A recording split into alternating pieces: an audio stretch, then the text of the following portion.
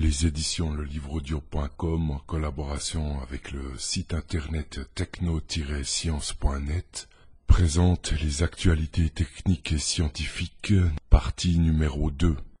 Nous vous proposons directement de passer en revue le sommaire des sujets qui seront abordés lors de ce numéro.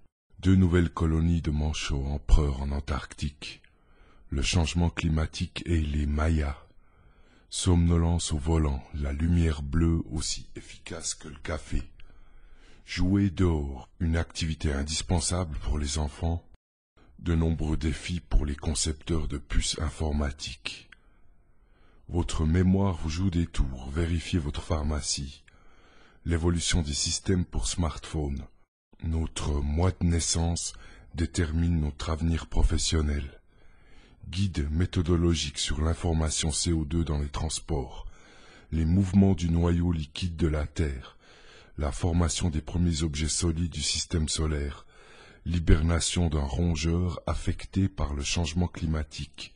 Un variant génétique humain modifie la croissance tumorale des souris. Une nouvelle bactérie pour lutter contre l'inflammation intestinale. Capter la lumière des premières étoiles. Ceinture d'astéroïdes de la bonne taille pour accueillir la vie. 75% des smartphones vendus dans le monde sont sous Android. Les voitures plus sûres à partir du 1er novembre 2012. Maladies inflammatoires. Bien plus de régions génétiques identifiées.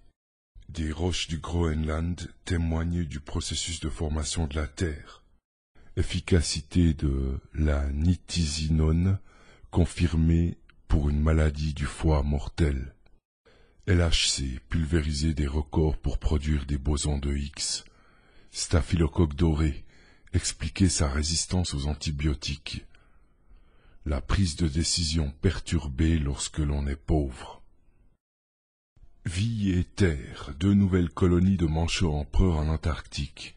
Alors que la colonie de manchots empereurs de Dumont-d'Urville en terre Adélie compte à ce jour environ 2500 couples reproducteurs, 2 nouvelles colonies de plus de 6000 poussins au total, soit au moins 12 000 reproducteurs, viennent d'être observés à proximité du glacier de Mertz, à environ 250 km de la base française antarctique, par les chercheurs André Ancel et Yvon Le Mao de l'Institut pluridisciplinaire Hubert Curien de Strasbourg, CNRS et Université de Strasbourg.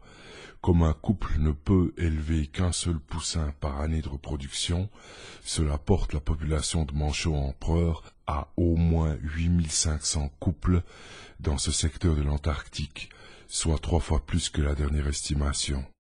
Ces 2 nouvelles colonies ont été repérées les 1er et 2 novembre 2012 au cours de la première rotation de l'Astrolabe vers Dumont-d'Urville.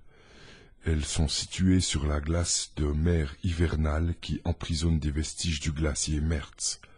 Une grande muraille de glace de 80 km de long sur 40 km de large et 300 à 400 mètres d'épaisseur s'en est détachée en février 2010.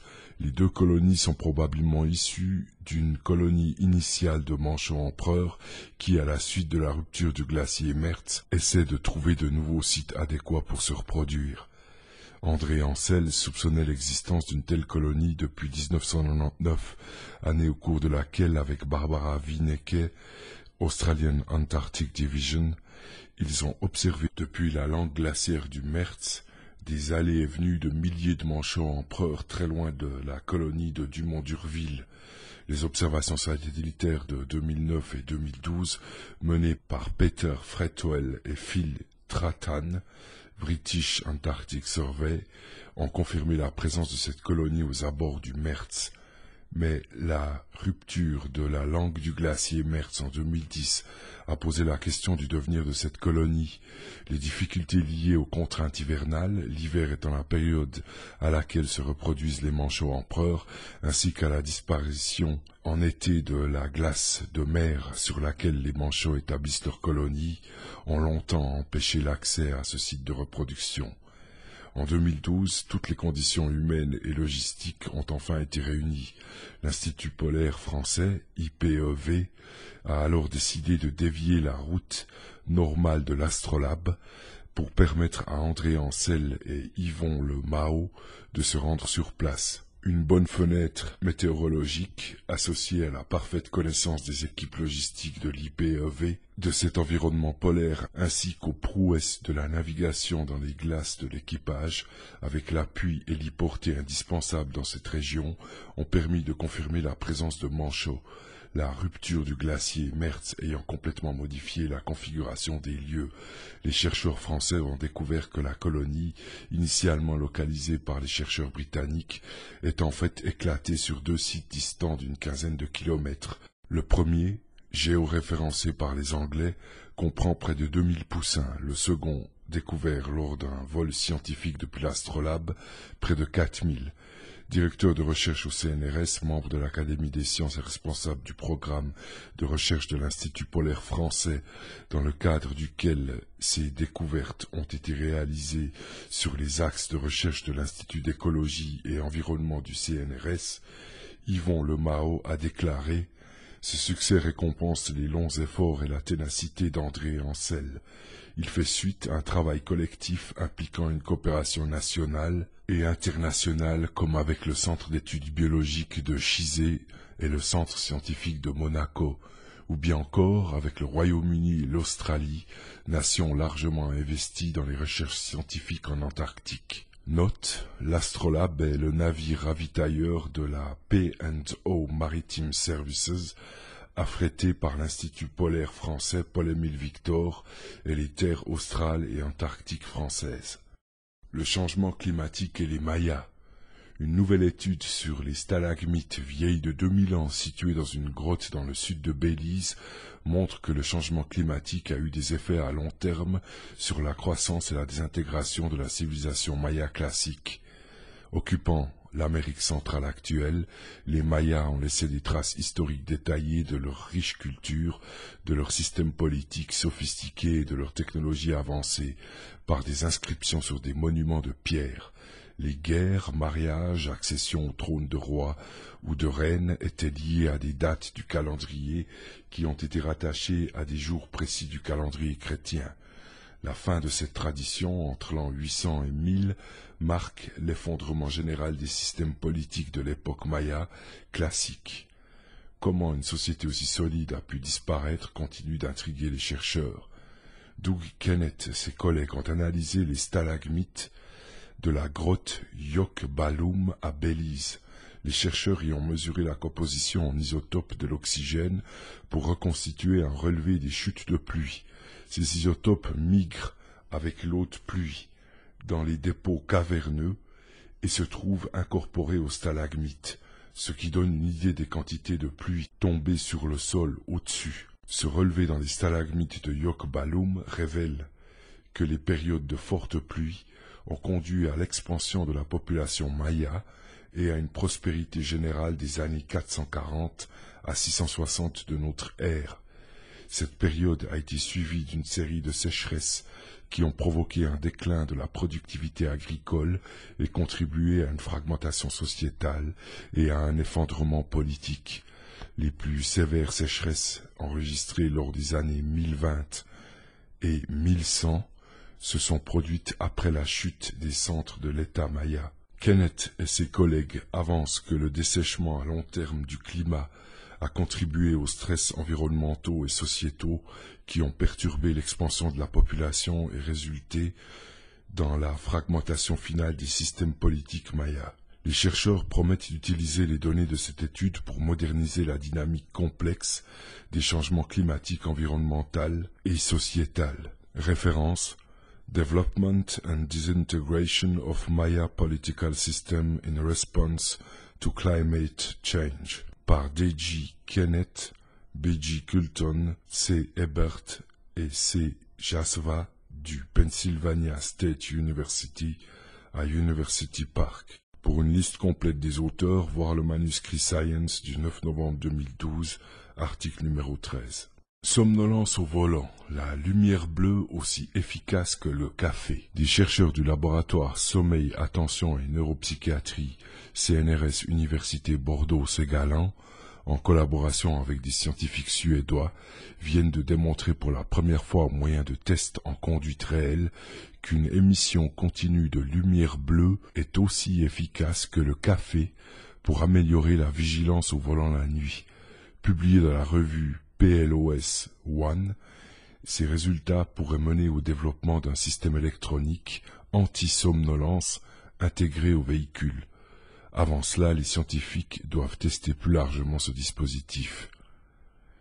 Induite par une privation de sommeil, la somnolence au volant la nuit diminue la vigilance, les réflexes et la perception visuelle du conducteur. Elle est à l'origine d'un tiers des accidents mortels sur autoroute. En dehors de la sieste, souvent compliquée à adopter, la meilleure mesure préventive actuelle reste le café. Cependant, cette solution oblige le conducteur à s'arrêter pour prendre un café, et surtout cette prise peut survenir trop tardivement. Il est donc crucial de développer un système anti-somnolence embarqué, efficace en continu. On sait que la lumière bleue augmente la vigilance en stimulant les cellules nerveuses spéciales situées sur la rétine, une membrane localisée au fond de l'œil, les cellules ganglionnaires de la rétine, CGR. Ces cellules sont en connexion avec des aires cérébrales contrôlant l'éveil. Leur stimulation par la lumière bleue induit l'arrêt de la sécrétion de la mélatonine, l'hormone responsable de la diminution de la vigilance la nuit. L'effet positif de la lumière bleue sur la vigilance nocturne est connu depuis 2005, notamment grâce à des travaux américains. Mais ces études ont démontré cet effet uniquement lors de tâches cognitives simples, comme appuyer sur un bouton si on perçoit un stimulus lumineux. La conduite est une tâche beaucoup plus complexe. Pour étudier l'efficacité de la lumière bleue lors de la conduite nocturne, les chercheurs ont pensé à introduire dans l'habitacle d'un véhicule expérimental une lampe à LED spéciale fixée sur le tableau de bord central et émettant une lumière bleue en continu. Puis ils ont demandé à 48 volontaires masculins sains d'âge moyen de 33,2 ans de conduire chacun pendant 3 nuits espacées d'au moins une semaine, 400 km sur une autoroute. La conduite avait toujours lieu entre 1h et 5h15 du matin, avec une pause de 15 minutes à mi-parcours. Pendant chacune de ces 3 nuits, chaque volontaire a reçu soit une exposition continue de lumière bleue, soit 2 tasses contenant 250 mg de caféine. Une avant le départ et une pendant la pause, soit 2 tasses de café décaféiné, placebo. Il est important de préciser que leur sommeil après conduite sous émission continue de lumière bleue n'a pas été affecté. Les chercheurs ont ensuite analysé un critère reflétant une diminution de la vigilance, le nombre de franchissements inappropriés de lignes latérales, bandes d'urgence et lignes de dépassement. Résultat, il est apparu que le nombre moyen de ces franchissements inappropriés était de 15 avec la lumière bleue, contre 13 avec le café et 26 avec le placebo. L'exposition continue à la lumière bleue pendant la conduite s'avère donc aussi efficace que le café pour lutter contre la somnolence au volant à partir du moment où le conducteur n'est pas gêné par cette lumière. En effet, 8 volontaires sur 48, 17%, ont été éblouis par la lumière bleue et n'ont pas pu effectuer le test. Les scientifiques s'attellent désormais à vérifier si ces premiers résultats se reproduisent sur un plus grand nombre d'hommes, mais également chez les femmes, ainsi que chez les personnes âgées. L'une des applications pourrait être la conception d'un système anti-somnolence embarqué au sein du véhicule. Référence: In-car nocturnal blue light exposure improves motorway driving, a randomized controlled trial. Jacques Taillard, Aurore Capelli, Patricia Sagaspé, Anna Anund, Torsborn Ackerstedt, Pierre Philippe, PLOS ONE, 19 octobre 2012. Vie et terre, jouer dehors, une activité indispensable pour les enfants? Ne pas jouer à l'extérieur prive non seulement l'enfant d'un moyen naturel de se développer harmonieusement, mais aussi de se dépenser physiquement, de stimuler son appétit, son sommeil et sa concentration. Telle est l'opinion de l'ergothérapeute Francine Ferland, dont le dernier livre aborde la problématique de la sédentarité chez les jeunes. Des changements familiaux, sociaux et technologiques font en sorte qu'ils ont perdu l'habitude, ou qu'on ne leur laisse plus le temps, de jouer spontanément dehors, seuls, en groupe ou en famille, autour de la maison, au parc ou dans d'autres endroits verts. La professeure émérite qui a travaillé à l'Université de Montréal pendant 32 ans s'empresse d'ajouter que prêcher par l'exemple est la voie privilégiée pour que nos enfants aient du plaisir à sortir à l'extérieur. Viens jouer dehors rappelle à quel point la situation actuelle est inquiétante. Au Canada, le taux d'élèves qui marchent pour aller à l'école est passé de 80 à 9% en 30 ans, selon Kino Québec. Les données de Jeunes en forme Canada sur l'activité physique confirment aussi la tendance. Les enfants de moins de 6 ans consacrent 73 à 84% de leur temps à des activités sédentaires. Chez les enfants âgés de 6 à 19 ans, cette proportion est de 63%. Les écrans sont-ils les seuls responsables? Télé, ordinateur, jeux vidéo, Nintendo DS, iPod, iPad font partie intégrante de la vie des enfants d'aujourd'hui et prennent de plus en plus de place dans leur horaire. Ils livrent une sérieuse compétition aux jeux à l'extérieur, affirme Madame Ferland, statistique à l'appui. Les jeunes Canadiens âgés de 12 à 17 ans passent en moyenne près de 8 heures par jour devant les écrans, rapporte-t-elle. Au Québec, les enfants de 2 à 11 ans regardent la télévision 20 heures par semaine. Nombreuses craintes chez les parents. Mais les inquiétudes des parents à l'égard de la sécurité constituent aussi une barrière importante au jeu actif des enfants, selon Madame Ferland. Les crimes, les dangers de la circulation et ceux du quartier, la noirceur ou le manque de supervision sont pour eux de grandes préoccupations, raconte-t-elle dans le premier chapitre de son livre. Que ces craintes soient fondées ou non, elles empêchent de nombreux parents de laisser leurs enfants jouer dehors. Un chapitre entier porte d'ailleurs sur l'aspect sécuritaire des activités extérieures.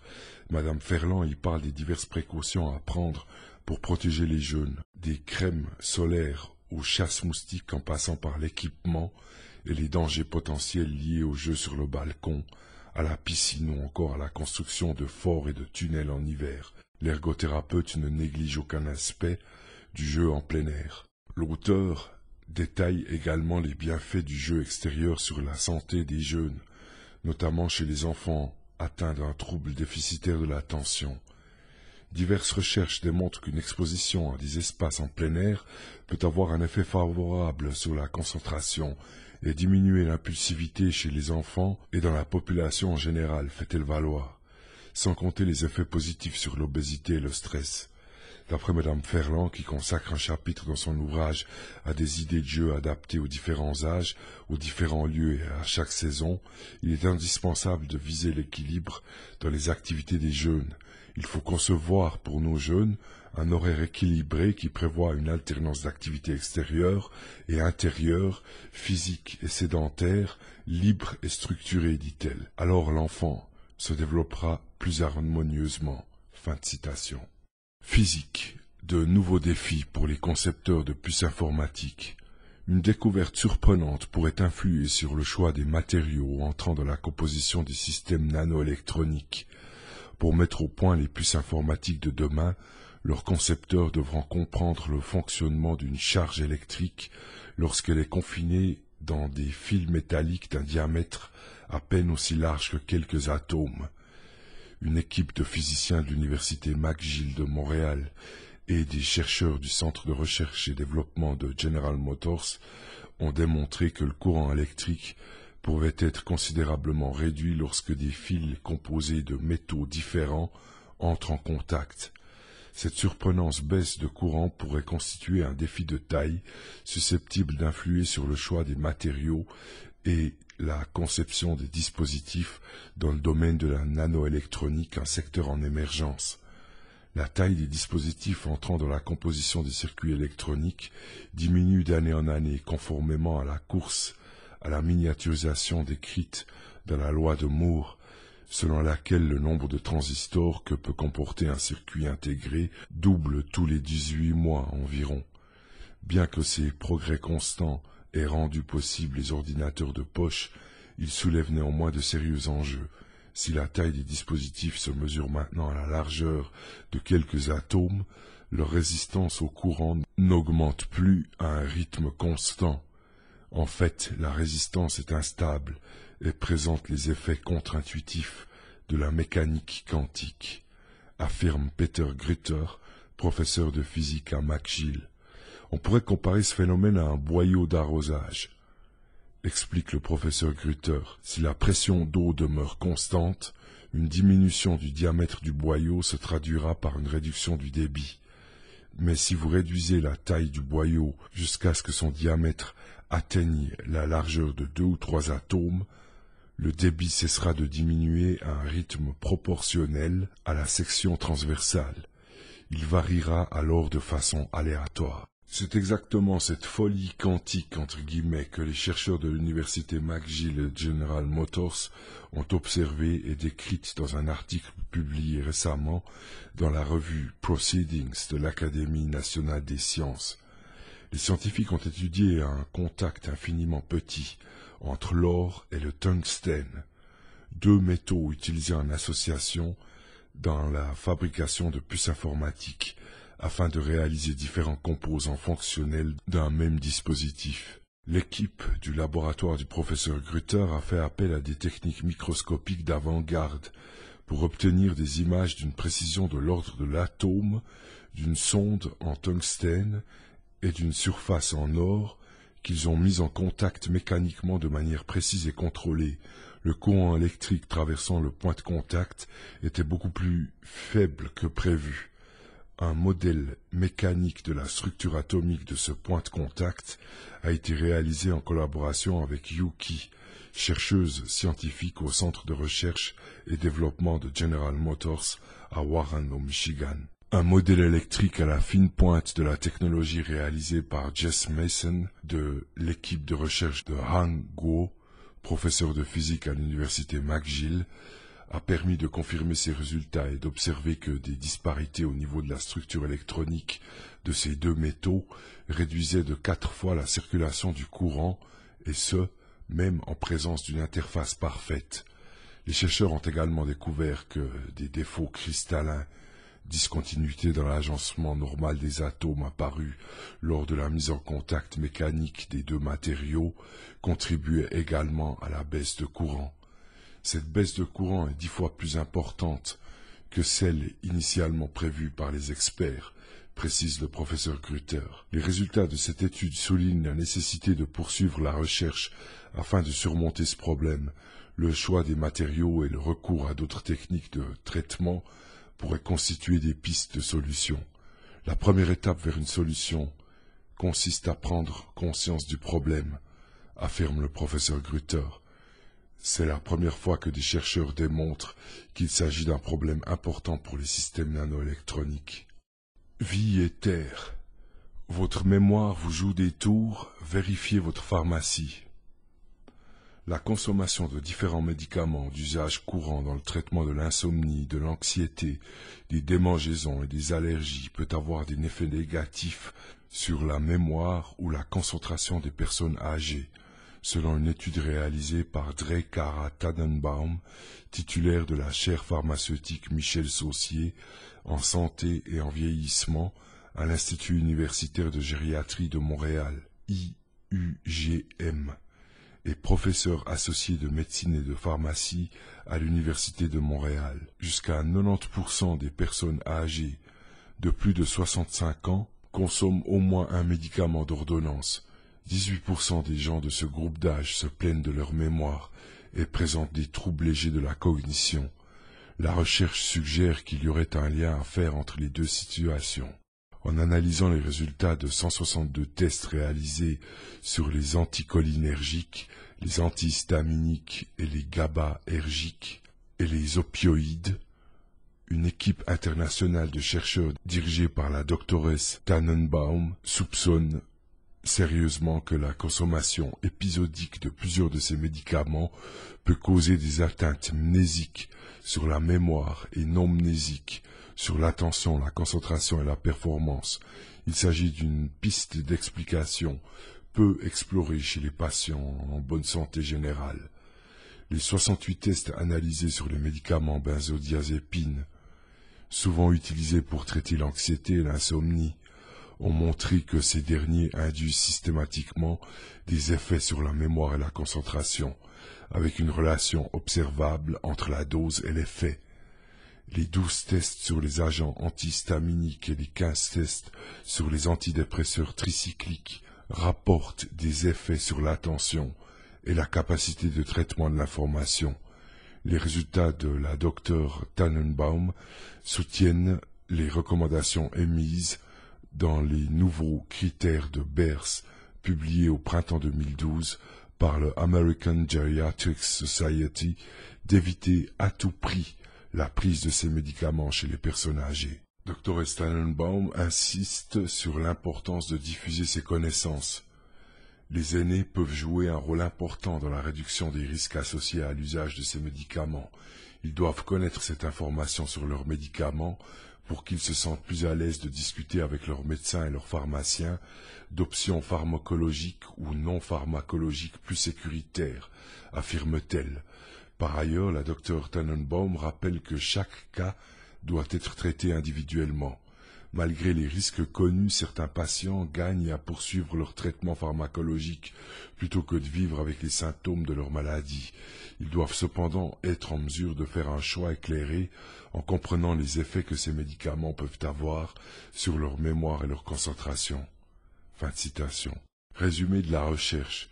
Les auteurs de l'étude ont cherché dans les bases de données Medline de 1948 à octobre 2011 et en base de 1980 à octobre 2011 des tests à répartition aléatoire, à double aveugle et contrôlés par placebo sur des adultes sans troubles sous-jacents du système nerveux central qui ont passé un test neuropsychologique avant et après l'administration orale de médicaments affectant les récepteurs cholinergiques, histaminiques, GABAergiques et opioïdes. 78 études ont été retenues, incluant 162 tests pour les 4 classes de médicaments ciblés. Seules les études proposant des tests neuropsychologiques reconnus ont été retenues. De façon indépendante, 2 analystes ont évalué la qualité des études et extrait les données probantes sur les effets mnésiques, non mnésiques et combinés induits par chaque classe de médicaments. La qualité des preuves pour chaque classe de médicaments a été évaluée selon la cohérence des résultats entre les essais et la présence d'une relation dose-réponse. Cette étude a été menée en collaboration avec des chercheurs de la University of Sydney, la University of Calgary et la University of Iowa College of Public Health. Référence: A Systematic Review of Amnestic and Non-Amnestic Mild Cognitive Impairment introduced by anticholinergic, antihistamine, GABAergic and opioid drugs, Tannenbaum Cara, Paquette Amélie, Ilmer Sarah, Holroyd Leduc Jena, Carnahan, Ryan Drugs and Aging. Paragraphe 29, 639 à 658, août, 1er août 2012. Multimédia. L'évolution du système pour smartphone. Depuis quelques années, le monde des nouvelles technologies semble entièrement tourné vers les smartphones et leurs proches cousins, les tablettes numériques. Élément central dans le fonctionnement de ces appareils et leur interaction avec l'utilisateur, le système d'exploitation. Pour la première fois depuis les années 80, les utilisateurs se sont tournés vers un choix auquel ils sont peu habitués, le choix du système d'exploitation. Car depuis quelques années, choisir un modèle de smartphone, c'est aussi choisir un système d'exploitation, et ce dernier pèse lourd dans les critères de choix. Nokia Symbian. En 2009, le système le plus répandu est le Nokia Symbian, présent sur pratiquement tous les modèles de celui qui était le numéro 1 des ventes de téléphones et allant même jusqu'à équiper d'autres marques, ce système avait l'avantage de disposer d'un catalogue d'applications pléthorique. Il s'agit de très loin du précurseur des systèmes pour smartphones. Cependant, Symbian doit faire face à un seul défaut qui va rapidement devenir rédhibitoire. L'interface du système est conçue pour des téléphones non tactiles. Les menus sont faits pour être manipulés à l'aide des touches du téléphone. L'arrivée des écrans tactiles et des systèmes concurrents prévus pour ces écrans va ainsi donner un sérieux coup de vieux à ce système. À cela s'ajoutent les hésitations de Nokia, faire évoluer son système ou le remplacer. Le numéro 1 hésite, une version 7 de Symbian est développée tandis qu'un smartphone haut de gamme, le S900, est équipé de MIMO, un proche dérivé de Linux. Ensuite, les dirigeants de Nokia se rapprochent de Microsoft pour lancer une gamme fonctionnant sous Windows Mobile, signant de facto la fin de Symbian. BlackBerry OS. Dans les années 2000, BlackBerry est le terminal qu'il faut avoir pour être au top. Son système d'exploitation bénéficie du succès du terminal et propose alors une ergonomie et des fonctionnalités jamais vues sur des téléphones, avec consultation et édition de mails de manière avancée, une ergonomie typée ordinateur. Conçus pour les professionnels, les BlackBerry se font aussi un nom auprès du grand public et commencent même à devenir à la mode. Certaines marques n'hésitent pas à singer le style BlackBerry pour des terminaux grand public. Comme Symbian, BlackBerry est victime de l'arrivée massive des écrans tactiles, mais aussi du succès de l'iPhone, qui remplace rapidement les vieux BlackBerry à clavier physique. Si RIM, le fabricant de ces terminaux, réagit et lance des modèles tactiles et oriente ses terminaux vers les loisirs, il ne parvient pas à renverser la tendance. Apple iOS. On ne présente plus l'iPhone. iOS est tout simplement le système d'exploitation d'Apple. Le succès de cet operating system, système d'exploitation, est étroitement lié au succès des terminaux Apple qui en sont équipés. Cela comprend dorénavant iPhone, bien sûr, mais aussi les tablettes iPad ainsi que les iPod Touch. iOS permet à l'utilisateur de rentrer dans l'écosystème mis en place par Apple avec macOS X, iTunes. Cependant, le succès d'iOS est limité par le prix des terminaux de la marque à la pomme. Alors qu'Apple distribue des versions économiquement accessibles de ses ordinateurs Mac, avec le Mac mini et ses baladeurs iPod, il n'en va pas de même pour les iPhones et les iPads. iOS est donc réservé à ceux qui ont les moyens de dépenser beaucoup dans des produits technologiques. Microsoft Windows Mobile. Microsoft Windows Mobile est en fait un descendant de Windows CE, un système d'exploitation destiné à équiper des mini-PC portables qui étaient commercialisés dans les années 90. Cette catégorie d'ordinateurs n'a jamais percé, mais le système a ensuite été porté sur certains modèles d'assistants électroniques qui préfiguraient les tablettes actuelles sans en avoir l'ergonomie ni la souplesse d'utilisation. C'est bien ce système qui a été porté sur des smartphones et qui est devenu Windows Mobile. Très mal adapté d'un point de vue ergonomique, le système souffre aussi de soucis techniques. Au final, l'expérience du système a été longtemps désagréable, mais alors que le géant du logiciel était en train d'être marginalisé dans le monde des smartphones, Microsoft annonce l'arrivée de Windows 7 Mobile. Le nouveau système est une surprise, notamment en présentant une interface novatrice. Fini le bureau virtuel, fini le menu à icônes quadrillées. Windows Mobile 7 change radicalement les habitudes avec ses tuiles qui présentent dans un même écran les principales informations utiles. Malgré ses qualités intrinsèques, Windows Mobile 7 souffre du prix très élevé des terminaux du fait de sa grande puissance requise, de la mauvaise réputation de ses prédécesseurs et de l'occupation du terrain par Android et iOS. Cependant, Microsoft produit et propose Windows 8 qui étend le système aux ordinateurs classiques. Samsung Bada. L'OS Bada est un cas à part. En effet, il est l'œuvre de la firme Samsung alors même que le géant coréen distribue des téléphones fonctionnant sous Android, sous Windows ou sous des systèmes fermés prioritaires Plus étonnant encore, plutôt que d'en faire un système haut de gamme à la manière d'iOS chez Apple, Samsung a fait le choix de destiner son système maison à des terminaux de milieu de gamme, le plus souvent distribués pour 1 € symbolique, avec des forfaits eux aussi de milieu de gamme. De fait, Bada n'a pas connu d'effet de mode, ni auprès de férus de technologie, ni auprès des chasseurs de mode, et ne doit son succès qu'aux offres spéciales des opérateurs auprès d'une clientèle désirant un téléphone tactile, mais sans en faire un usage réellement avancé. Plus que jamais, la star chez Samsung, c'est Android. L'avenir de Bada est d'autant plus scellé que Samsung a annoncé sa fusion avec Tizen en début d'année. Le fabricant devrait présenter courant 2013 des terminaux fonctionnant avec Tizen, le nouveau Linux pour smartphone et pour lequel Samsung s'est engagé. Google Android.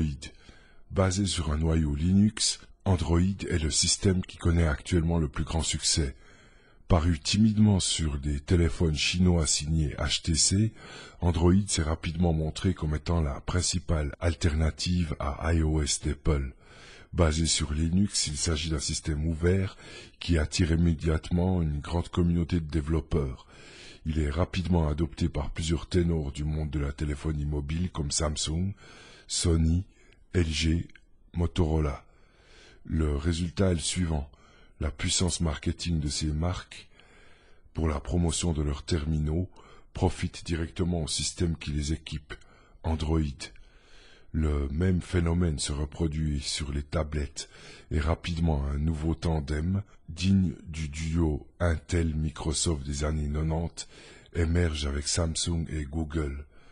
Surtout alors qu'Android était au début une alternative économique au système iOS d'Apple, le système équipe désormais des terminaux qui sont parfois vendus plus cher que ceux de la marque à la pomme, presque une consécration, et les autres Linux, en attendant Tizen. Linux n'existe pas seulement comme base au système Android sur mobile, du moins ce n'a pas toujours été le cas. Il y a quelques années, Nokia présentait le N900, un smartphone tactile à clavier coulissant, utilisant comme système d'exploitation MeeGo, basé sur une distribution Debian Linux. Très proche d'une interface de PC tournant sous Linux, ce terminal a surtout rencontré un succès auprès des connaisseurs, pour qui ce terminal est devenu quasiment irremplaçable depuis que Nokia s'est tourné vers Windows Mobile. Cependant, un projet récent pourrait signer l'arrivée en force d'un autre système, Tizen ou Tizen. Tizen est une distribution Linux en cours de développement dont l'objectif est d'équiper des terminaux mobiles.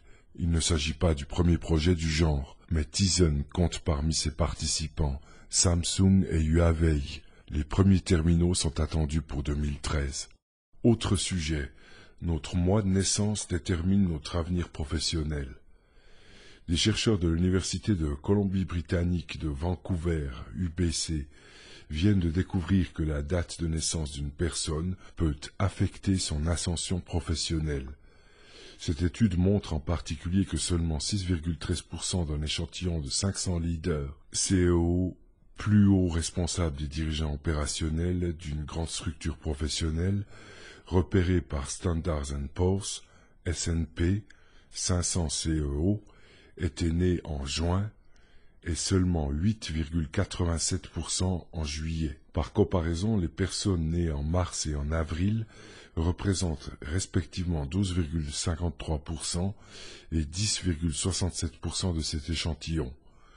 Nos découvertes indiquent que les bébés nés en été sont sous-représentés dans les rangs des futurs chefs d'entreprise à cause d'un effet date de naissance, un phénomène qui résulte de la façon dont les enfants sont regroupés par âge à l'école, dit Maurice Lévy, professeur de finance à UBC et co-auteur de cette étude qui va paraître en décembre prochain dans le journal Economics Letters. Aux États-Unis, les dates butoirs de naissance pour l'admission à l'école tombent entre septembre et janvier. Les chercheurs ont déterminé que les dirigeants de l'étude nés entre juin et juillet étaient les plus jeunes dans leur classe lorsqu'ils étaient à l'école, et ceux nés entre mars et avril les plus âgés. et cela prend également en compte les enfants nés dans les mois proches de ces dates butoirs qui ont été ainsi retardés ou accélérés entre guillemets. Les enfants plus âgés d'une même classe tendent à mieux réussir que les jeunes, qui sont moins développés intellectuellement, explique Lévy. La réussite précoce est souvent récompensée par des rôles de leadership et des possibilités d'apprentissage enrichies, ce qui conduit à des avantages futurs qui sont amplifiés tout au long de la vie. Lévy et ses co-auteurs ont étudié les dates de naissance dans un échantillon de 375 dirigeants de grandes compagnies financières entre 1992 et 2009.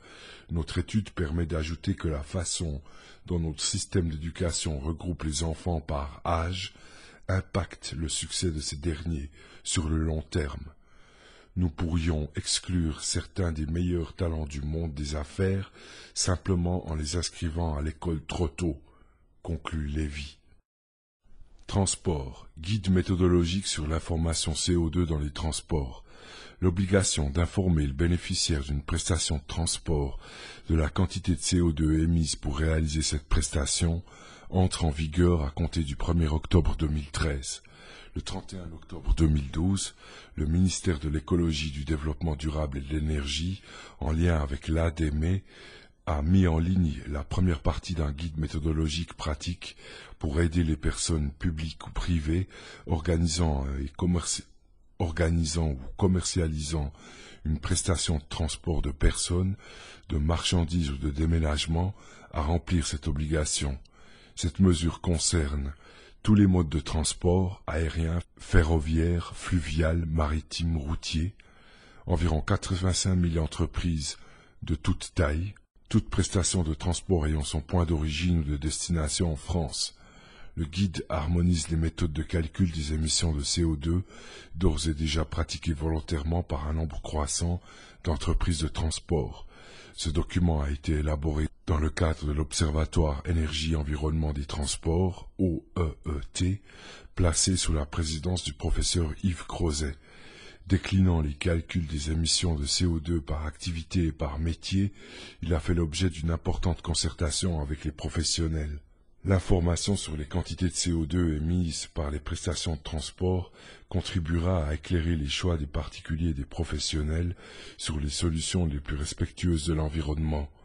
Dans la dynamique de la conférence environnementale des 14 et 15 septembre 2012, la France s'est engagée à défendre au sein des instances européennes un objectif de réduction d'émissions de gaz à effet de serre de 40% en 2030, puis de 60% en 2040. Le secteur des transports représente actuellement 36% des émissions de CO2 en France.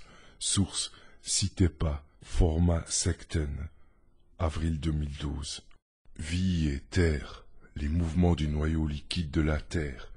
Une équipe franco-allemande montre la signature des mouvements du noyau liquide de la Terre dans les données gravimétriques et magnétiques obtenues grâce aux missions spatiales GRACE et CHAMP. C'est la première fois qu'une anomalie de gravité est expliquée par des mouvements dans le noyau liquide. Un nouveau moyen d'étudier la dynamo terrestre se dessine. Une étude parue en ligne dans la revue PNAS du 11 octobre 2012. L'enveloppe la plus externe du noyau terrestre est composée de métal en fusion riche en fer. Les mouvements de ce métal conducteur sont à l'origine du champ magnétique terrestre. Jusqu'à présent, la dynamique du noyau fluide ne pouvait être appréhendée qu'à travers des observations des variations du champ magnétique terrestre. Or, de la même façon que les grands courants océaniques se traduisent par des déplacements de masse, les mouvements dans le noyau liquide doivent également induire des redistributions de masse au sein du système Terre, qui s'accompagneraient de variations temporelles du champ de pesanteur terrestre très faibles mais détectables.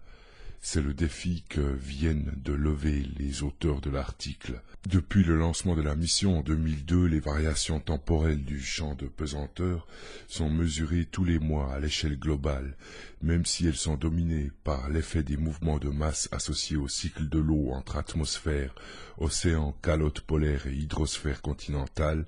Ces observations combinées avec les données magnétiques ouvre de nouvelles possibilités pour l'étude des phénomènes du noyau aux échelles de temps décennales à subdécennales. Un diagramme présente le mode de variabilité commun mis en évidence entre l'accélération magnétique et la pesanteur. Les courbes de gauche représentent la variabilité temporelle dimensionnée de chaque champ. En rouge, l'accélération magnétique et en bleu, la pesanteur.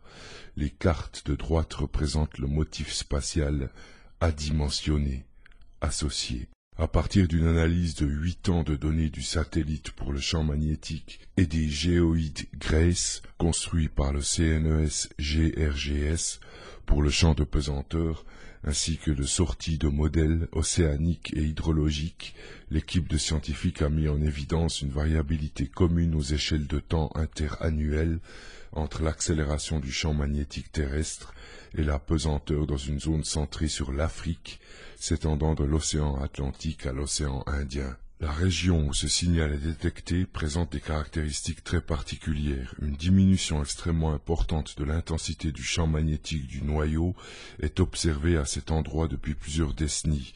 Les modèles de flux construits à partir des données CHAMP montrent que cette zone est associée à des mouvements importants à la surface du noyau. L'amplitude de la variabilité commune détectée est cohérente avec des estimations théoriques antérieures. Elle est donc compatible avec une origine liée au noyau. Des variations dans les couches superficielles du noyau pourraient être mises en jeu, mais à ce jour, aucune explication satisfaisante ne peut encore être proposée et le modèle physique complet rendant compte de ces observations reste à construire. Néanmoins, ces résultats et leurs implications géodynamiques importantes soulignent le très grand intérêt des missions satellitaires d'observation des champs de potentiel terrestre, présentes et futures, pour la modélisation et la compréhension du cœur de notre planète. Référence: Miyohara Mandea, Isabelle Panet, Vincent Le Sur, Olivier de Viron, Michel Diamant, Jean-Louis Lemouel. Proceedings of the National Academy of Sciences, Earth, Atmospheric and Planetary Sciences, 8 octobre 2012. Astrophysique. La formation des premiers objets solides du système solaire. Une nouvelle chronologie pour la formation des premiers objets solides du système solaire. Les premiers solides à se former dans notre système solaire, les inclusions riches en calcium et en aluminium, CAI, et les chondres, tous deux retrouvés dans les météorites, ont commencé à se former au même moment, il y a environ 4,567 milliards d'années, selon une nouvelle étude. Une vue en coupe d'une météorite dévoilant les chondres ou chondrules sont des petits grains, du grec chondron, granule, de composition variée, noyés dans une matrice. De précédents travaux avaient indiqué que les chondres n'avaient commencé à se former que 1 ou 2 milliards d'années après les CAI, ce qui suggérait qu'il y avait eu deux mécanismes séparés ou sources de chaleur dans les deux cas. Pourtant, James Connolly et ses collègues ont réussi en utilisant des mesures avec des isotopes de l'uranium et du plomb à trouver que les chondres se sont formés en même temps que les CAI au cours d'un processus qui a pris environ 3 millions d'années, alors que celui des CAI fut bien plus court. Comme cette nouvelle chronologie est comparable à celle observée pour les disques solaires et protoplanétaires éloignés, les chercheurs proposent que les processus à l'origine des chondres et des CAI dans notre système solaire ne sont pas si uniques après tout. Référence: The Absolute Chronology and Thermal Processing of Solids in the Solar Protoplanetary Disk par J.N. Connolly, M. Bizzarro, A.N. Kroth, D. Wieland et A. Nordlund de l'Université de Copenhague à Copenhague, Danemark, A.N. Kroth de l'Université de Hawaï à Manoa, Ivanova du Vernadsky Institute of Geochemistry and Analytical Chemistry à Moscou, Russie, Science du 2 novembre 2012, article numéro 14. Vie et terre, l'hibernation d'un rongeur affecté par le changement climatique. Le spermophile du Columbia, un rongeur des montagnes rocheuses, a vu sa sortie d'hibernation reculer de 10 jours ces 20 dernières années, d'après une étude menée par des chercheurs du CEFE de Montpellier. La cause de ce retard, une multiplication des tempêtes de neige de fin de printemps. À mi-chemin entre l'écureuil et la marmotte, le spermophile du Columbia fait l'objet d'un suivi continu depuis 1992 dans le parc provincial d'Alberta, au sein des Rocheuses canadiennes. La zone observée, située entre une forêt et une falaise, fait 1,8 hectares et abrite une population d'une centaine d'individus. Les données recueillies sont sans équivoque. La sortie d'hibernation des rongeurs, qui s'opère traditionnellement au mois d'avril, a reculé de 10 jours en 20 ans, soit environ une demi-journée par an, un retard qui impacte fortement la vie de ces petits mammifères. Le spermophile passe 8 à 9 mois en hibernation. À la sortie du terrier d'hibernation, il n'a donc que très peu de temps pour se reproduire, explique Anne Charmentier, chercheur CNRS. Partie prenante de ce projet, mené au Centre d'écologie fonctionnelle et évolutive, CEFE, de Montpellier, par le post-doctorant Jeff Lane. Avec une gestation de 24 jours et un sevrage intervenant environ 28 jours après la naissance, chaque journée compte pour les petits qui doivent grossir suffisamment afin de survivre à leur première hibernation. L'étude menée dans les Rocheuses montre que le retard observé engendre une baisse de survie des femelles et de leur progéniture, avec des conséquences préoccupantes pour le développement de la colonie. La raison de la sortie tardive d'hibernation est à chercher du côté des conditions climatiques. Ces dernières années, les tempêtes de neige de fin de printemps se sont multipliées dans la région des Rocheuses, empêchant l'émergence des spermophiles, explique Anne Charmentier. C'est une conséquence directe du changement climatique, qui ne se caractérise pas seulement par une élévation des températures, mais également par une multiplication des événements extrêmes tels que les tempêtes. Référence: Delayed Phenology and Reduced Fitness Associated with Climate Change in a Wild Hibernator, publié par Jeffrey A. Lane, Loske E. B. Crook, Anne Charmentier, Ian O. Murray et F. Stephen Dobson dans Nature du 27 septembre 2012. Vie et terre. Un variant génétique humain modifie la croissance tumorale des souris. Le changement d'une seule lettre, entre guillemets, de l'ADN, une mutation située près du gène du cancer MYC, joue un rôle causal dans les cancers humains selon une nouvelle étude faite chez la souris. Des études d'association sur génome entier chez l'homme ont identifié de multiples changements de ces lettres de l'ADN, appelées SNP, qui peuvent augmenter le risque pour une personne de développer des maladies courantes comme un cancer. La plupart de ces SNP n'ont qu'un modeste effet sur le risque et se trouvent en dehors de la séquence codant pour la protéine, ce qui a rendu plus difficile la confirmation de leur rôle dans les maladies. Interprète Kaur Sur et ses collègues en Suède et en Finlande ont utilisé un modèle de souris pour étudier l'effet d'un SNP particulier qui réside dans une supposée séquence régulatrice près de l'oncogène MYC sur le chromosome humain 8q24 et qui a été lié à un risque de cancer chez l'homme.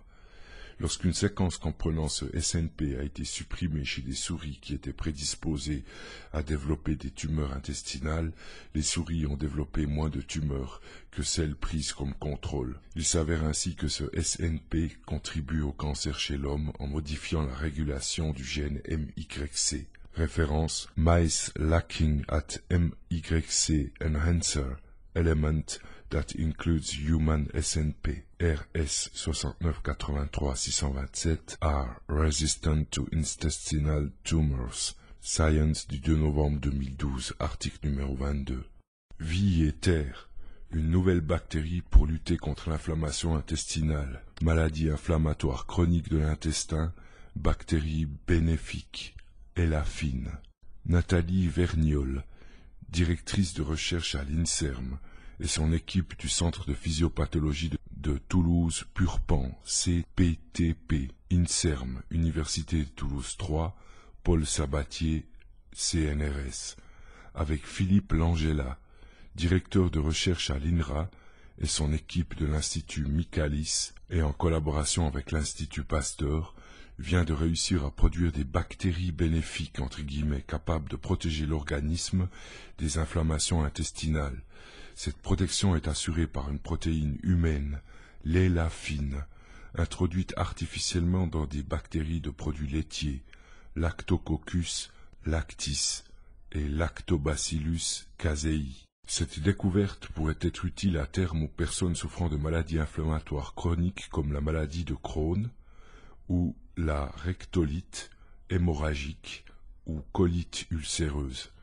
Ces travaux ont été publiés dans la revue Science Translational Medicine du 31 octobre 2012. En France, près de 200 000 personnes souffrent de maladies inflammatoires chroniques de l'intestin, dites MICI, en particulier la maladie de Crohn et les rectolites hémorragiques. Et l'incidence de ce type de maladie ne fait que s'accroître, 8000 nouveaux cas diagnostiqués par an. Lors des poussées inflammatoires, les MICI se caractérisent le plus souvent par des douleurs abdominales, des diarrhées, fréquentes, parfois sanglantes, ou encore une atteinte de la région anale, fissures, abcès. Ces symptômes font peser sur la maladie un certain tabou sur ces maladies. Différentes pistes sont explorées pour expliquer l'origine des MICI, parmi lesquelles le rôle des facteurs génétiques ou environnementaux. La flore intestinale semble jouer un rôle important mais mal connu dans l'apparition de l'inflammation. La recherche d'un traitement efficace est également au cœur des investigations. Les chercheurs se sont intéressés à une protéine humaine, connue pour ses propriétés anti-inflammatoires, l'élafine. Alors que cette protéine est présente naturellement dans l'intestin pour le protéger des agressions, elle disparaît chez les patients souffrant de MICI. Leur hypothèse, délivrer l'élafine humaine directement dans l'intestin pourrait protéger des agressions inflammatoires et restaurer l'équilibre des fonctions de l'intestin. Les scientifiques de l'INSERM et de l'INRA ont conçu, à partir de bactéries non pathogènes naturellement présentes dans l'intestin et dans la nourriture, des bactéries modifiées pour produire l'élafine.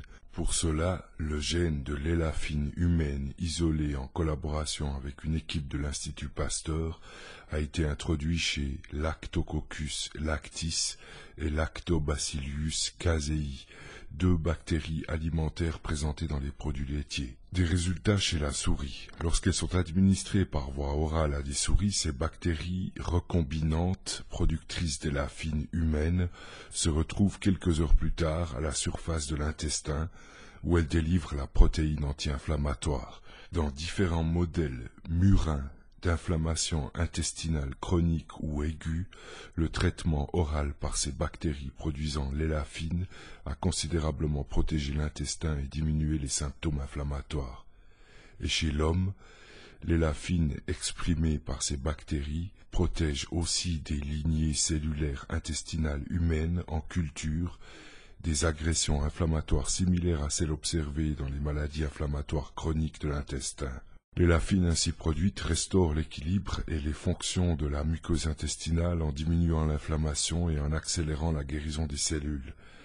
Les applications cliniques potentielles. Ces résultats pourraient déboucher sur une application clinique où l'élafine serait délivrée aux patients atteints de MICI par des bactéries bénéfiques probiotiques déjà couramment présentées dans l'alimentation, yaourt, fromage, ce qui protégerait les patients des symptômes inflammatoires. Selon les chercheurs, un tel traitement sécurisé pourrait être utilisé à long terme pour le traitement des maladies inflammatoires.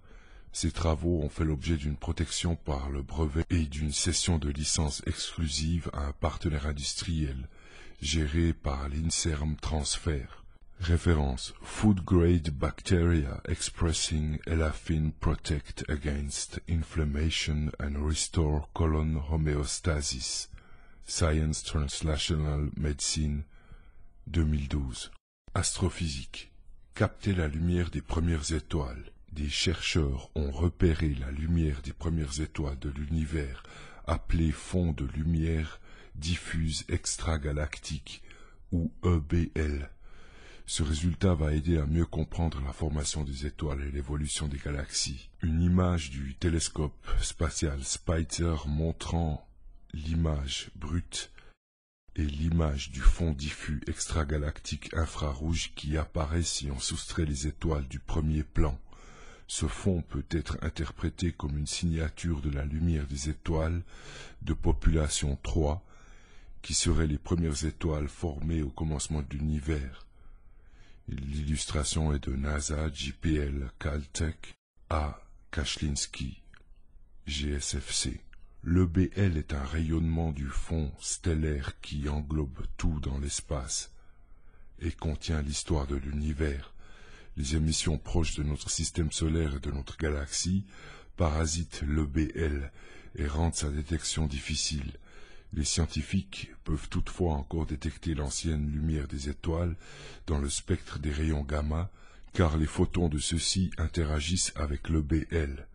Marcus Ackermann et ses collègues rapportent une mesure de l'EBL fondée sur un signal spécifique observé dans le spectre combiné de galaxies distantes détecté par le télescope spatial Fermi à rayons gamma. L'étude y définit des conditions pour la vitesse de formation des premières générations d'étoiles. Référence: The imprint of the extragalactic background light in the gamma ray spectra of blazars, par M. Ackermann du Deutsches Elektronensynchrotron DESI à Zeuthen, Allemagne.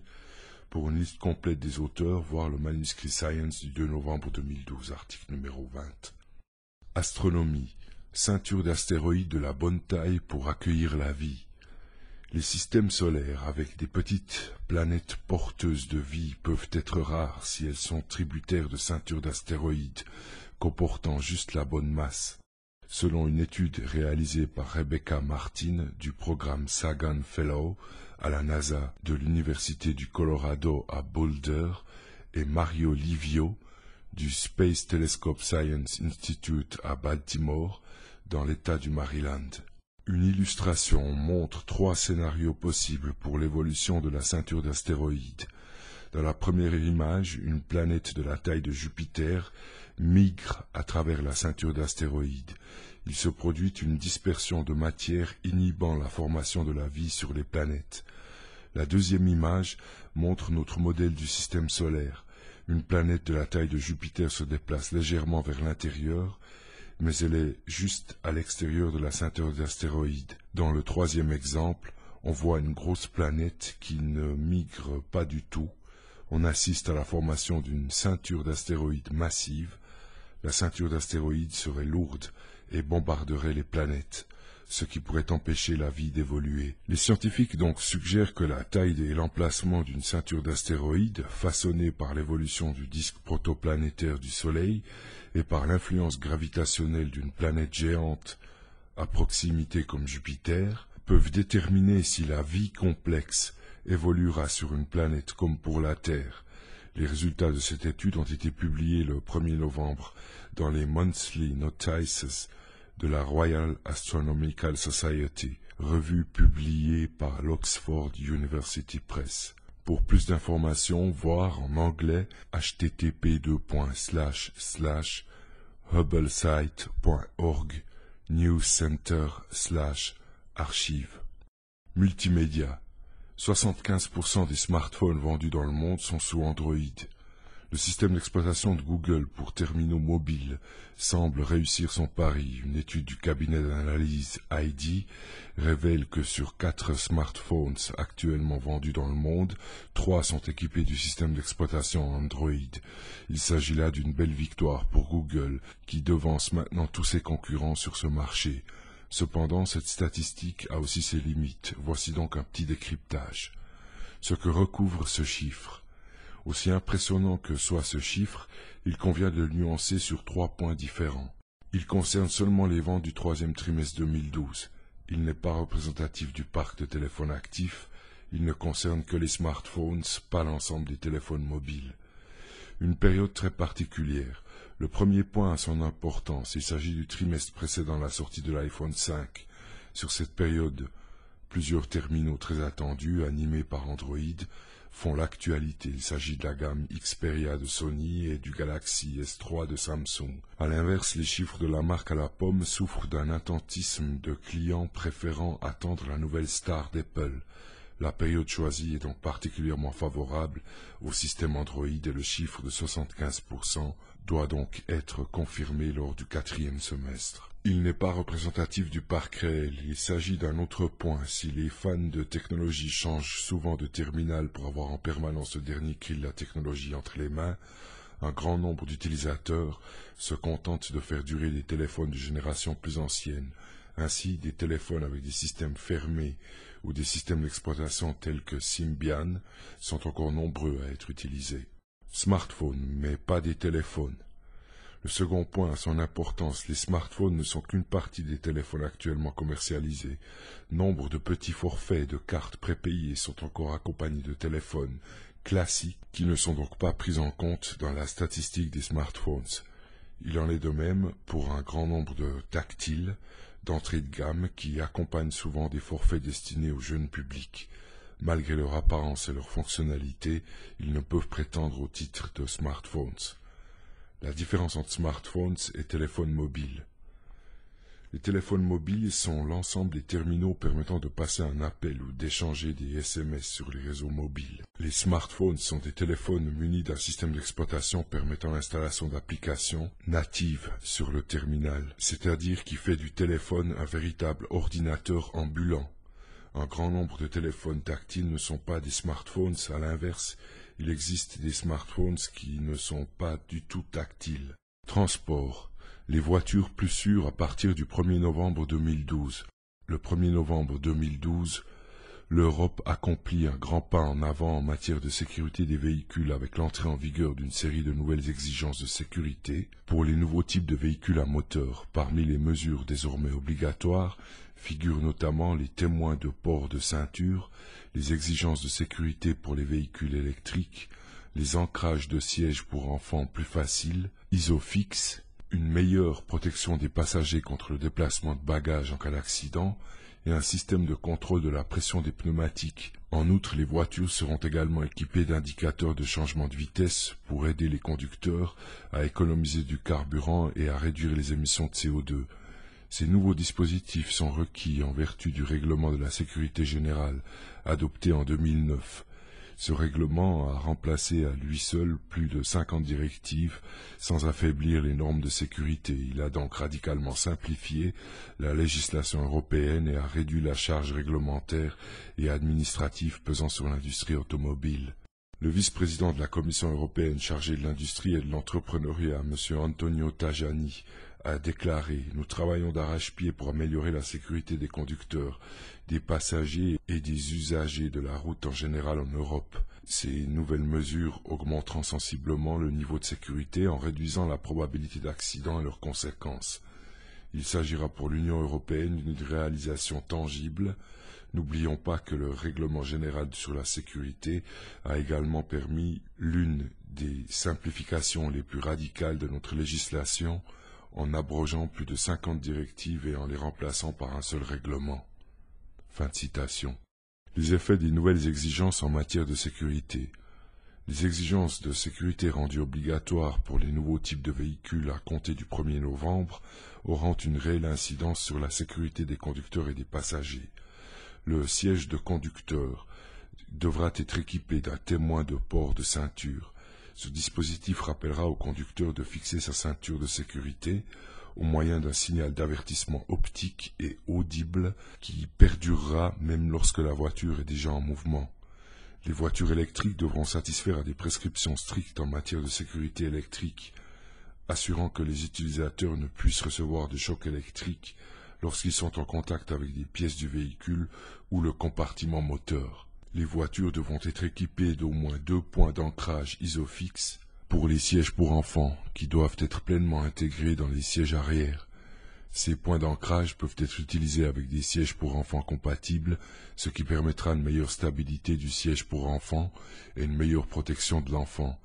Les sièges pour enfants sont également beaucoup plus faciles à installer sur les sièges du véhicule.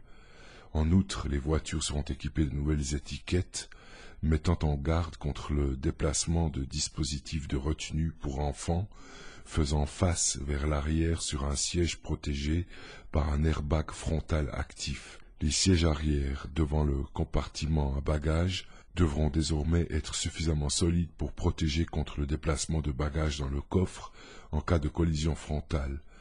Les occupants sont donc moins susceptibles d'être heurtés par des objets éjectés du coffre lors d'un accident, ce qui réduit le risque de blessures corporelles. Les pneumatiques des voitures particulières devront être équipés d'un système embarqué de contrôle de la pression des pneumatiques, détectant toute perte de pression de l'air et le signalant au conducteur. Le risque de crevaison sera ainsi réduit de manière significative. Ces crevaisons peuvent causer de graves accidents de retournement. Une bonne pression des pneumatiques permettra également d'obtenir la distance de freinage la plus courte possible, d'économiser du carburant et de réduire les émissions de CO2. Enfin, les nouveaux types de voitures particulières devront également être équipés d'indicateurs de changement de vitesse aidant les conducteurs à faire de plus grandes économies de carburant en adoptant un style de conduite plus respectueux de l'environnement. Les prochaines étapes. Les mesures de sécurité susmentionnées deviendront obligatoires pour les nouveaux types de véhicules, c'est-à-dire les véhicules qui feront l'objet d'une réception par type après le 1er novembre 2012. Elles deviendront obligatoires pour tous les véhicules neufs commercialisés sur le marché de l'Union européenne en 2014.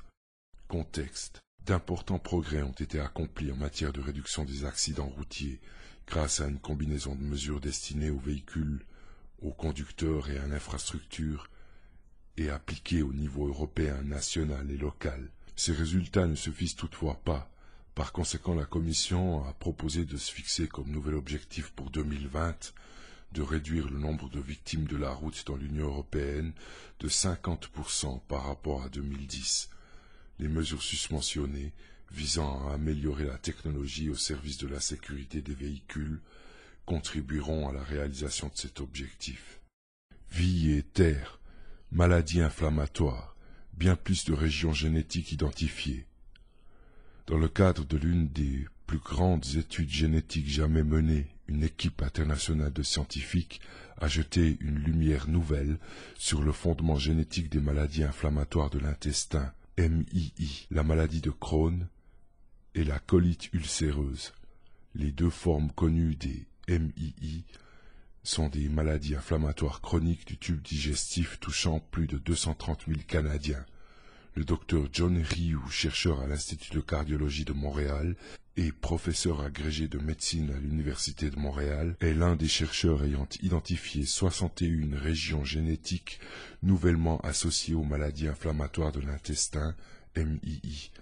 Cette découverte, réalisée dans le cadre de l'une des plus importantes études en son genre, porte le nombre total de régions identifiées à ce jour à 163, plus que toute autre maladie étudiée à ce jour.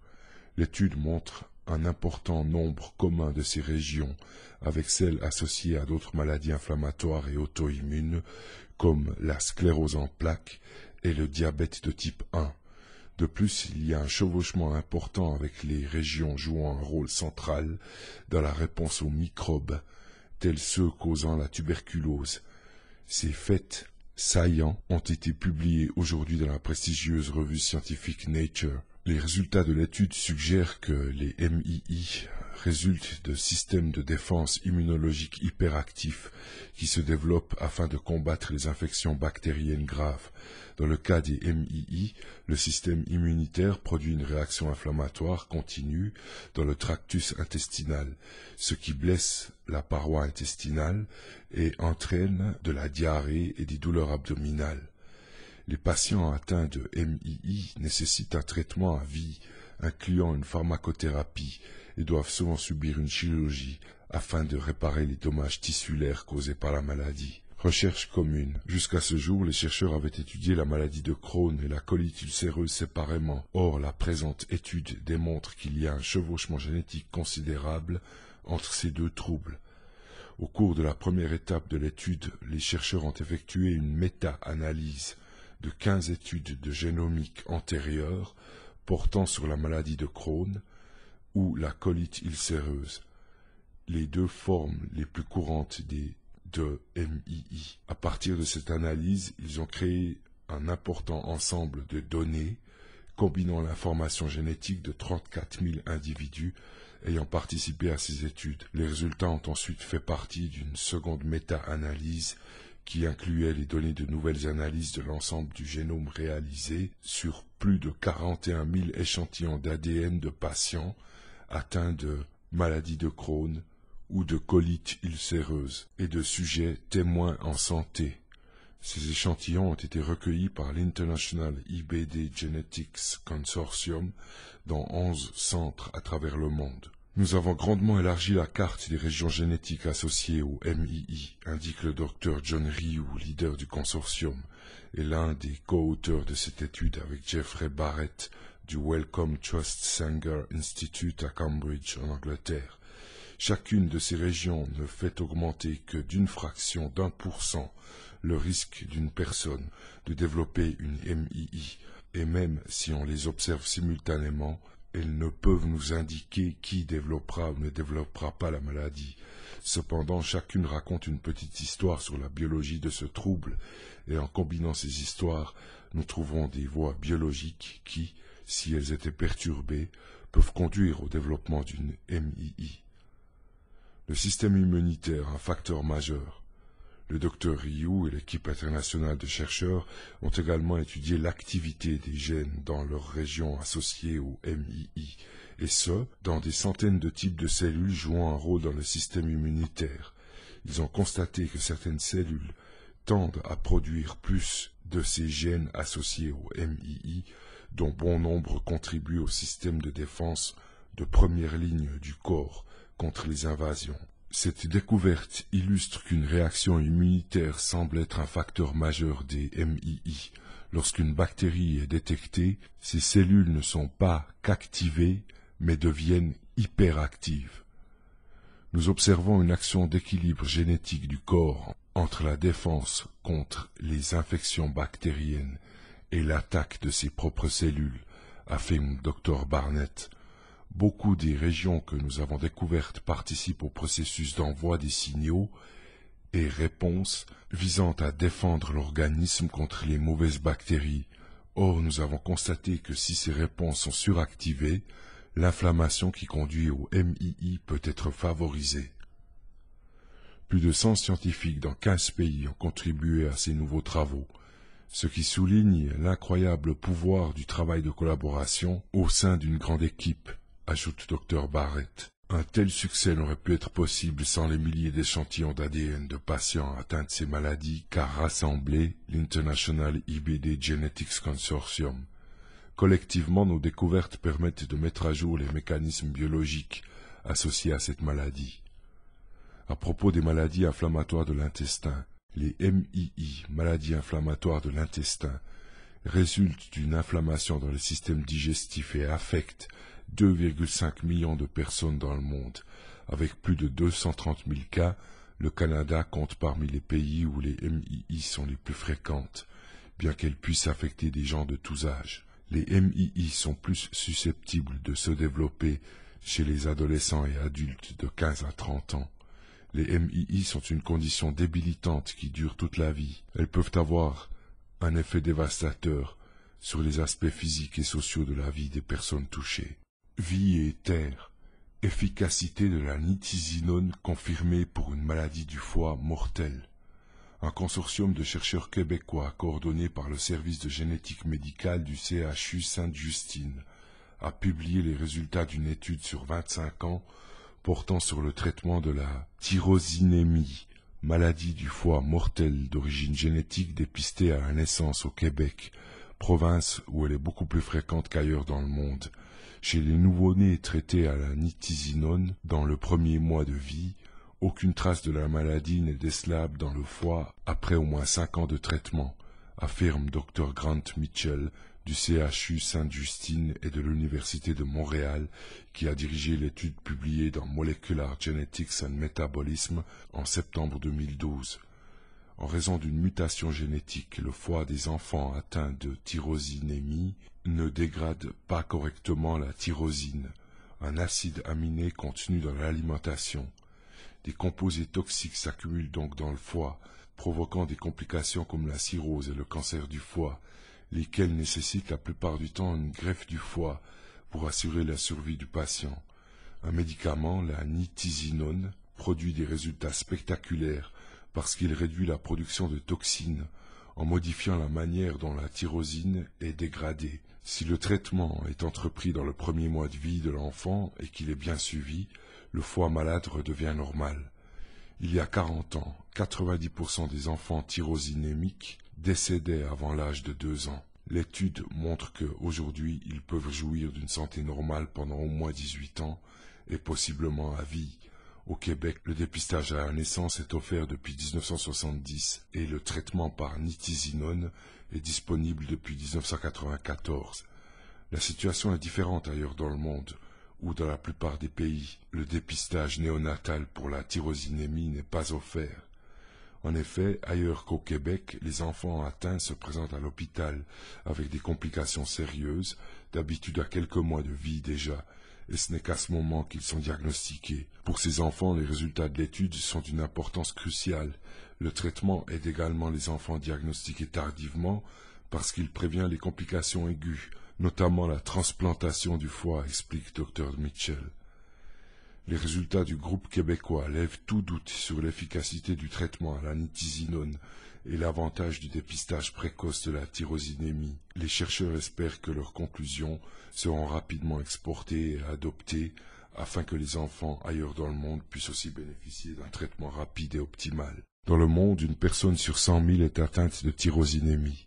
Un effet fondateur, génétique historique au Québec propulse cette proportion à une personne sur 16 000, voire à une sur 1846 au Saguenay, de l'avis du docteur Guy Parizeau, le pédiatre du Centre de santé et de services sociaux CSSS de Chicoutimi, qui a pris la relève du premier auteur de l'étude, Dr Jean Larochelle, en qualité de médecin responsable local du suivi des enfants atteints de tyrosinémie.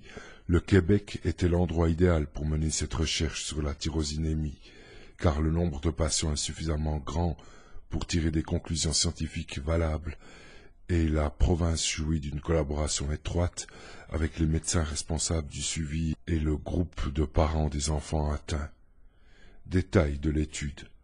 Pour évaluer l'efficacité de la nitisinone, les chercheurs ont examiné rétrospectivement l'évolution de la maladie chez les malades québécois avant 1994, donc ceux qui n'avaient pas reçu le traitement. Ils ont ensuite comparé leurs observations à l'étude prospective de la progression de la maladie chez les patients ayant été dépistés à la naissance à compter de 1994, qui ont tous été traités à la nitisinone. Les médecins de tous les centres universitaires au Québec, responsables du suivi d'un enfant tyrosinémique, ont participé à l'étude collaborative. Les enfants ont été suivis localement pour leur traitement diététique et médical, et ils ont été évalués une fois par année au CHU Sainte-Justine par une équipe multidisciplinaire de médecins spécialistes de la génétique, des maladies du foie et de l'imagerie médicale. L'étude a été réalisée en collaboration avec les patients membres du groupe d'aide aux enfants tyrosinémiques du Québec et leurs parents. Malgré les conclusions enthousiasmantes, les chercheurs demeurent prudents. Ils soulignent l'importance de continuer à surveiller le développement de complications découlant de la tyrosinémie ou du traitement. Nous avons poursuivi cette étude pendant 25 ans. C'est suffisamment long pour avoir la certitude que le traitement à la nitisinone stoppe carrément cette maladie hépatique ou en ralentit radicalement la progression, poursuit Dr Mitchell. Cet exemple illustre bien comment certaines maladies génétiques, même les plus sévères, peuvent être traitables, conclut-il. Physique, LHC. Pulvériser des records pour produire des bosons de Higgs. Pour que des processus rares comme la production de bosons de Higgs aient lieu, il est nécessaire de porter le nombre de collisions de protons à son maximum. Pour cela, on serre les faisceaux jusqu'à de très faibles dimensions. Toutefois, des processus de physique intéressants se produisent également lorsque les faisceaux ne sont pas serrés au point d'interaction. La semaine dernière, un cycle d'exploitation spéciale a montré que le LHC pulvérise également des records avec des faisceaux desserrés. La valeur bêta est utilisée par les experts pour désigner le paramètre de compression des faisceaux. Plus bêta est petit, plus la compression est grande. Pour obtenir le plus de collisions possible au cœur des expériences, les faisceaux sont serrés jusqu'à de très faibles dimensions. La valeur bêta, à pleine énergie, est de 0,60 mètres. Cela permet de porter à son maximum le taux de collision de protons nécessaire pour que des processus rares, comme la production de bosons de Higgs, aient lieu. Toutefois, en serrant le faisceau, on augmente sa divergence angulaire, ce qui ne permet pas de mesurer la diffusion élastique proton-proton aux petits angles. La section efficace de diffusion élastique proton-proton a été mesurée lors de cycles d'exploitation particuliers qui ont eu lieu précédemment au LHC. On a pu ainsi calculer la section efficace totale des interactions proton-proton en appliquant ce qu'on appelle le théorème optique, pour observer la contribution de l'interaction électromagnétique, également appelée diffusion de Coulomb, et son interférence avec la composante nucléaire de la section efficace proton-proton élastique, il faut atteindre des angles de diffusion de l'ordre de 5 microradians. La section efficace de la diffusion de Coulomb étant en théorie connue, sa mesure permet de déterminer indépendamment la luminosité absolue du LHC. Une image représente une carte des collisions pour l'un des détecteurs alpha. La forme en ellipse étroite représente le signal type produit par la diffusion élastique des protons. La suppression du signal de fond, visible au centre, est un véritable défi pour les deux expériences. Lors du cycle spécial de la semaine dernière, une valeur bêta record de 1000 mètres a été atteinte, ce qui signifie que les faisceaux aux points d'interaction 1 et 5 sont pratiquement parallèles. La divergence angulaire des faisceaux au point d'interaction a été réduite d'un facteur 40 par rapport à un mode à faible bêta, haute luminosité. Ces paramètres ont permis aux expériences alpha et totem de mesurer les angles de diffusion proton-proton avec une précision de l'ordre du microradian. On a approché les pots romains des expériences jusqu'à 0,87 mm au centre du faisceau, qui contenait 3 paquets de 1011 protons chacun. À cette distance, le halo du faisceau, intense, a dû être réduit au moyen d'une procédure de collimation optimisée. On a ainsi pu réduire le signal de fond venant du halo d'un facteur 1000 et acquérir des données dans de bonnes conditions pendant environ 1 heure, ce qui a permis à Alpha et Totem pour la première fois de mesurer la diffusion élastique dans la région d'interférence Coulomb nucléaire. En vue des futures exploitations à 13 téra-électronvolts, il faudra concevoir une optique permettant d'atteindre des valeurs bêta de 2 km. Pour cela, des câbles d'alimentation quadripôle supplémentaires devront être installés dans le tunnel du LHC.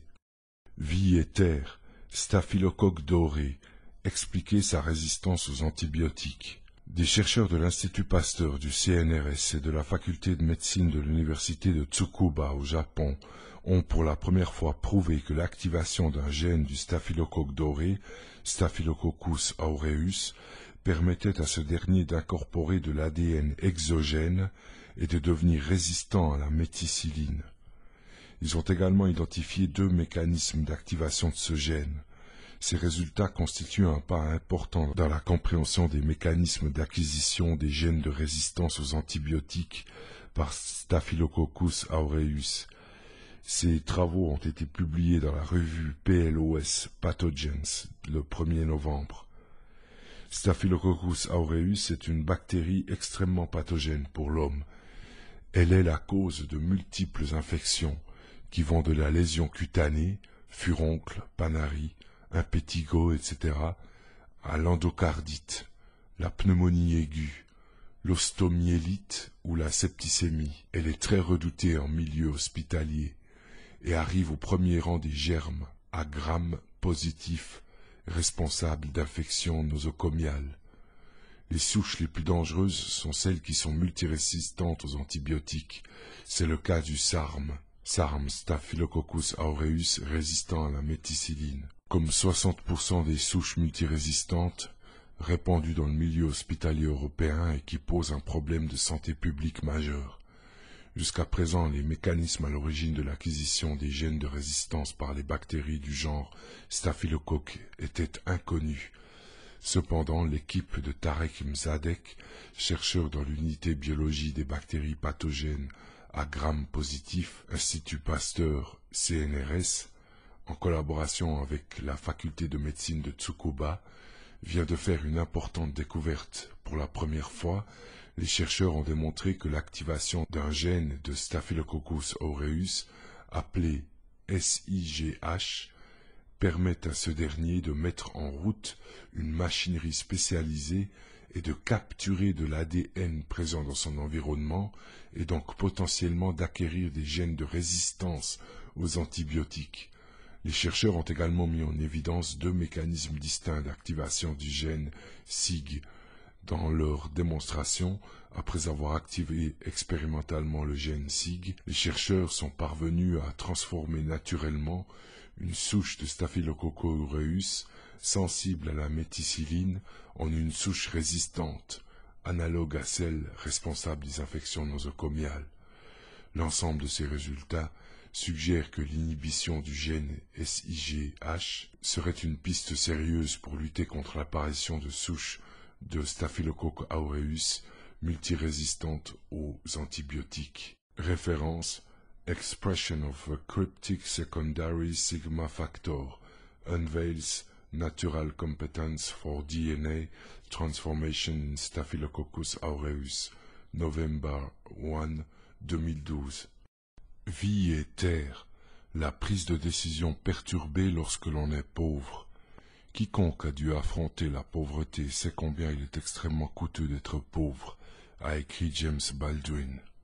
Il évoquait le prix élevé des choses, mais cette remarque pourrait aussi décrire le point de départ d'une étude de Anuj Shah et ses collègues, à savoir que le pauvre se comporte souvent d'une manière qui rend encore plus difficile sa sortie de la pauvreté.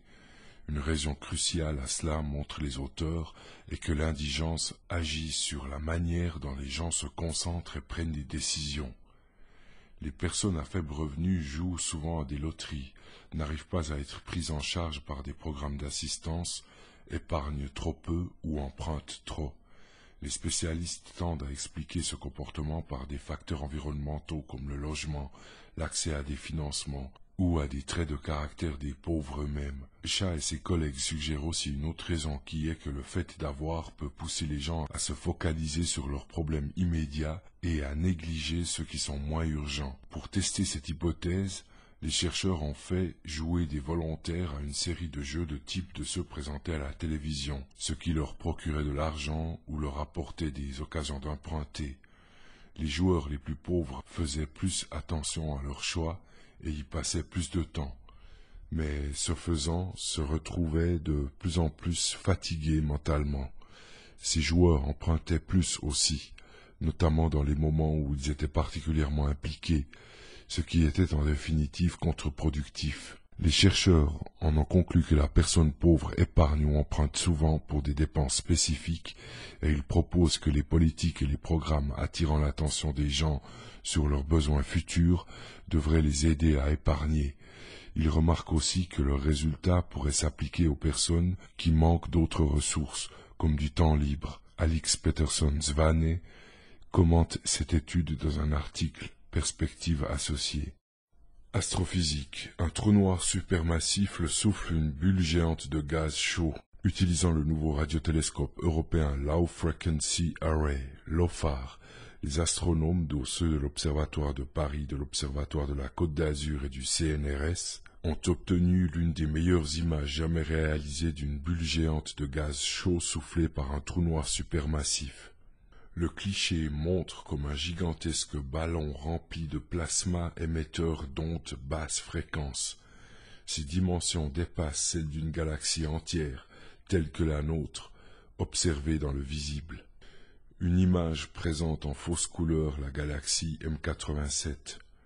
La lumière visible apparaît en blanc et bleu, données Scan Digital Sky Survey SOSS. L'émission radio enregistrée par LOFAR est codée en jaune orangé. Au centre, l'émission radio très intense provient du jet de particules propulsé par le trou noir supermassif. Tous les trous noirs sont des objets si massifs qu'ils attirent toute matière et lumière. Certains sont actifs et absorbent du gaz et des étoiles de leur environnement. Cependant, une partie de cette matière ne tombe pas dans l'astre. Elle est expulsée en jets de particules accélérés à des vitesses proches de celles de la lumière. Lorsque des jets ralentissent, ils créent une bulle de gaz chaud, ce qui peut aller jusqu'à englober la galaxie haute.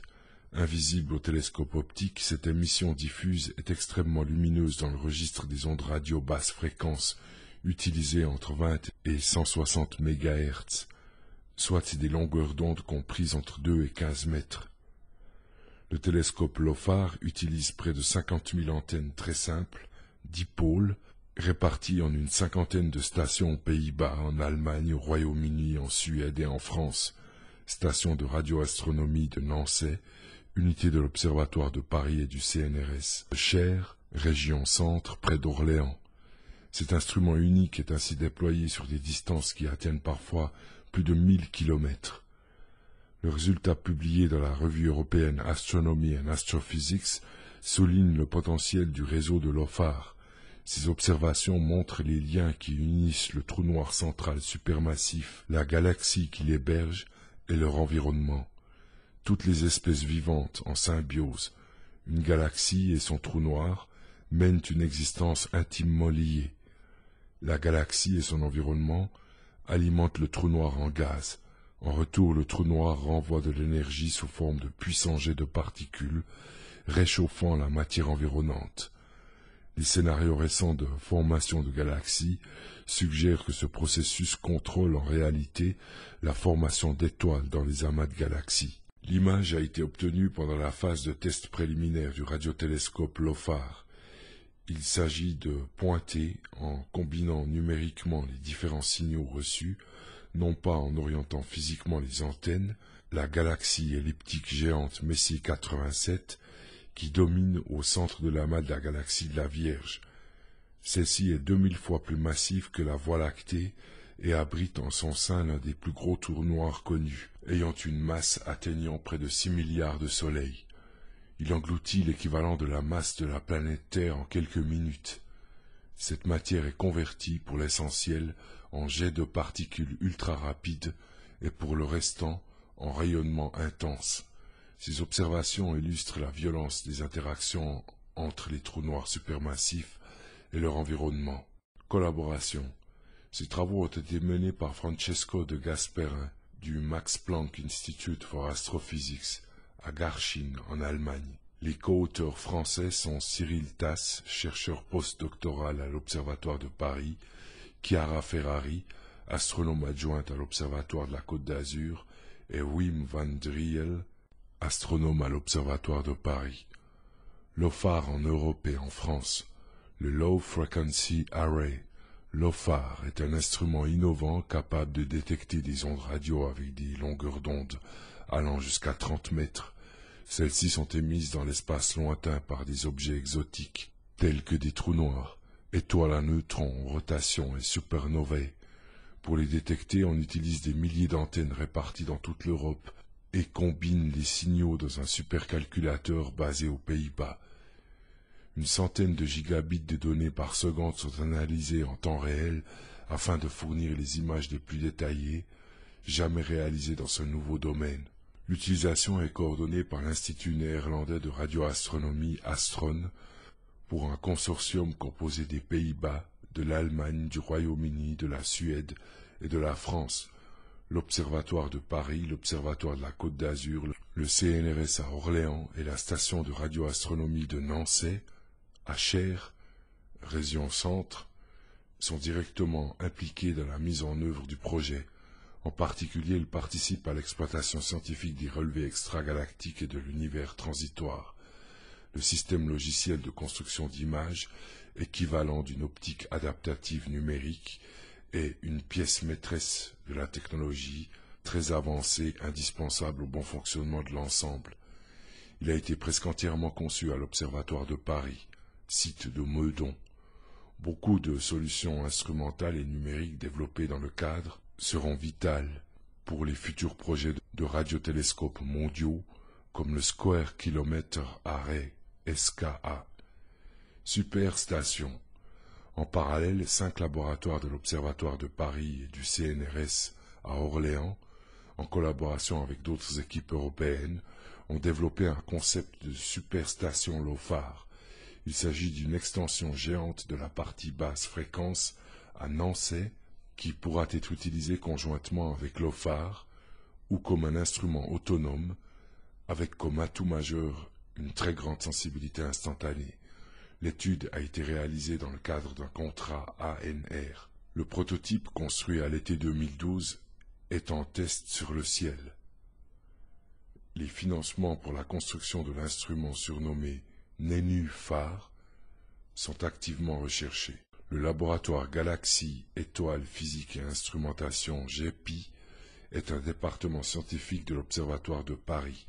Il est associé au CNRS et à l'Université Paris Diderot. Le laboratoire Lagrange est une unité conjointe du CNRS, de l'Observatoire de la Côte d'Azur et de l'Université de Nice-Sophia Antipolis. Le laboratoire de physique et chimie de l'environnement et de l'espace LPC2E est une unité mixte de recherche du CNRS et de l'Université d'Orléans. Il est associé à l'Observatoire des sciences de l'univers en région centre, OSUC. Référence: l'étude M87 at Meter Wavelengths de LOFAR Picture est parue dans Astronomy and Astrophysics. Vie et Terre vers de meilleurs traitements des cancers de la peau. Une étude publiée dans la revue Oncogène par Philippe Roux, chercheur principal à l'Institut de recherche en immunologie et cancérologie, l'IRIC de l'Université de Montréal, démontre qu'en bloquant l'action d'une certaine protéine dans notre peau, on pourrait améliorer le traitement des cancers de la peau. Nos résultats démontrent certains des mécanismes qui sont responsables de la résistance du mélanome face aux traitements anticancéreux, explique Philippe Roux. Nous sommes donc enthousiastes car notre étude pourrait favoriser le développement de traitements qui ciblent directement la protéine RSK, permettant ainsi de surmonter la résistance à la chimiothérapie. Fin de citation. Bien que le mélanome compte pour seulement 4% de tous les cancers dermatologiques, il est responsable pour 80% des décès reliés au cancer de la peau, étant donné son agressivité et sa résistance à la chimiothérapie.